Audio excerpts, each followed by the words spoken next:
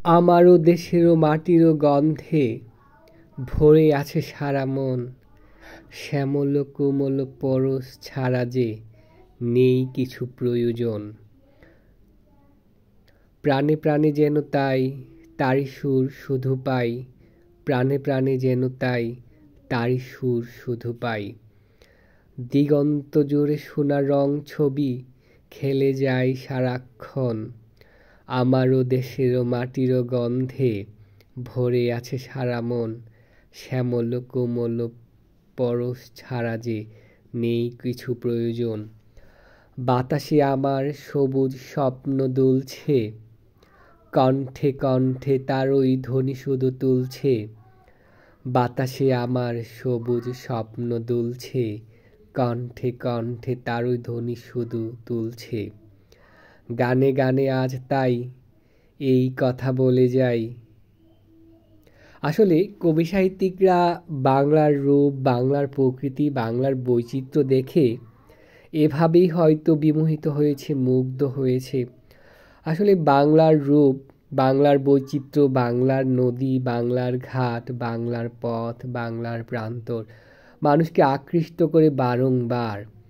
তা আমরা কবি সাহিত্যিকদের ভিন্ন ধরনের উপন্যাস, ভিন্ন ধরনের সাহিত্যে, ভিন্ন ধরনের রচনাবলিতে খুব সুন্দরভাবে প্রকাশ পায়।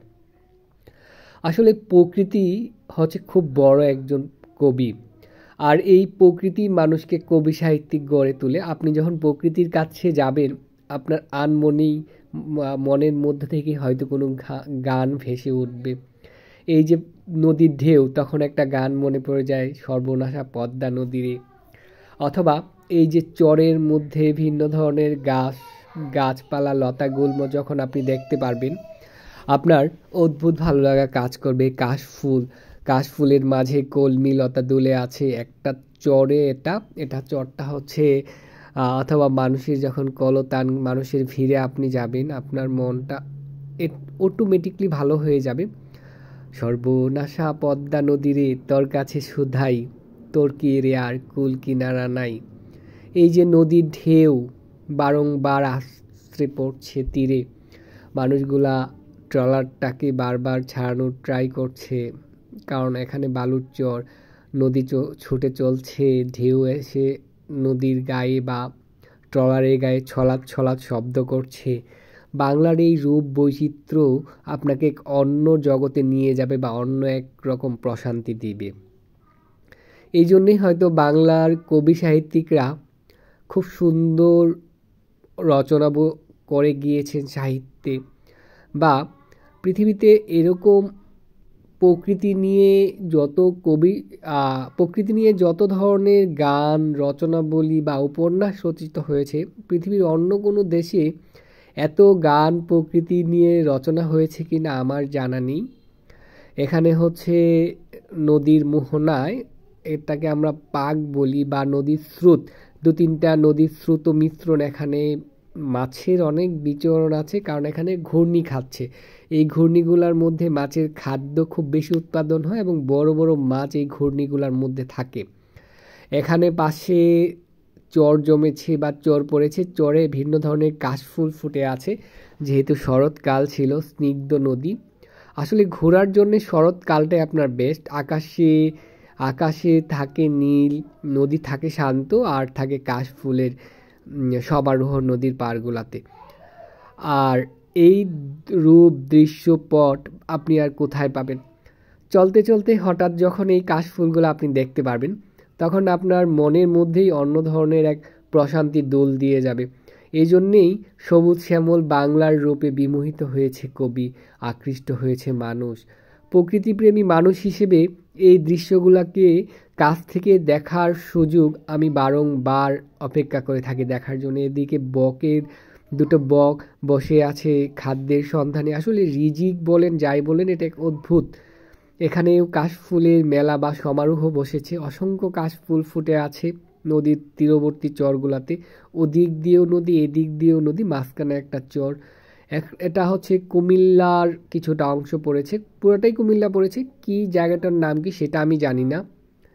তবে নদীপথে চলতে চলতে এসব দৃশ্য দেখে সারাক্ষণ আনমনে মোবাইল হাতে নিয়ে এসব দৃশ্য অবলোকন করেছি আর ক্যামেরাটাকে ধরে রেখেছি দৃশ্যগুলোকে, স্মৃতিপটগুলোকে একটা সুন্দর স্থানে সংরক্ষণ করে রাখার জন্যে, যেন আজকেও ভালো লাগে, ভবিষ্যতে এই ভিডিওগুলো দেখেও যেন আমি ওই আনন্দটা উপভোগ করতে পারি।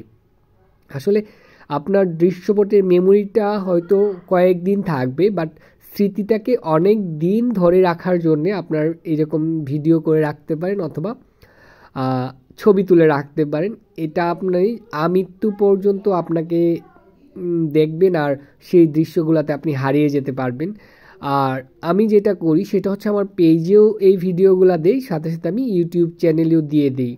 এতে কাজ দুইটা হয়, ইউটিউব পেজেও থেকে যায় আর হচ্ছে ফেসবুক পেজেও থেকে যায়। ফেসবুক পেজ অনেক সময় ডিঅ্যাক্টিভেটেড হতে পারে, তবে ইউটিউব চ্যানেলটা আপনার আজীবন থাকবে। আপনার সন্তান বা ভবিষ্যৎ প্রজন্মও কিন্তু এই ভিডিওগুলো দেখতে পারবে, ওরাও যথেষ্ট আনন্দিত হবে। যদিও ক্যামেরার কোয়ালিটি তত ভালো না, তারপরেও যতটুকু আছে ততটুকুই ধারণ করার চেষ্টা করেছি। গোধূলি লগ্নে বা সন্ধ্যা লগ্নে সূর্য অস্তমিত হয়ে গেছে, তখন কিছুটা ঘোলাটে ঘোলাটে ভাব চলে আসছে, শীতের একটু হাওয়া চলে আসছে, একদম শান্ত স্নিগ্ধ নদী পাড়ের এই গ্রাম বা এই দৃশ্যগুলা আমাকে খুব মুগ্ধ করে। জানি না আমার মতো আপনাদেরও এই দৃশ্যগুলা মুগ্ধ করে কিনা বা বিমোহিত করে কিনা।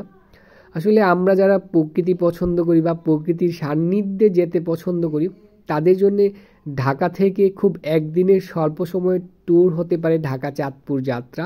লঞ্চ ভাড়া মাত্র 200 টাকা, 200, আপনি 1000 টাকার মধ্যে খুব সুন্দরভাবে চাঁদপুর থেকে ঢাকা সদরঘাট পর্যন্ত ঘুরে আসতে পারবেন।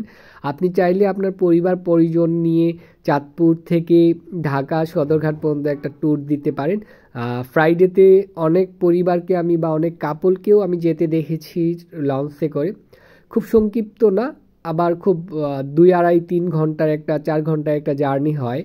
তবে জার্নিটা আপনি খুব উপভোগ করবেন, যেহেতু দিনে যাবেন দিনে আসবেন। কারণ দিনে নদী পাড়ের দৃশ্যগুলো অন্যরকম সৌন্দর্য থাকে, যেটা আপনি অন্য কোনো সময় পাবেন না। এখানেও মানুষ ছেলেমেয়েরা ঝাঁকে ঝাঁকে ঘুরতে আসে, এই দৃশ্যগুলো আসলে অবলোকন করার মতো, ভালো লাগার মতো। এখানে নদী পাড়ের যে বাড়িঘর বা গ্রামগুলো আছে এগুলাও খুব সুন্দর, যেন শিল্পীর পটে আঁকা কোনো দৃশ্য, কোনো এক ছবি। আসলে যারা প্রকৃতি ভালোবাসে, গ্রাম ভালোবাসে, তারা এই দৃশ্যগুলোকে খুব সুন্দরভাবে অবলোকন করে বা হৃদয়ে ধারণ করতে পারে। অনেক ধন্যবাদ আজকের ব্লগটা দেখার জন্য। আল্লাহ হাফিজ।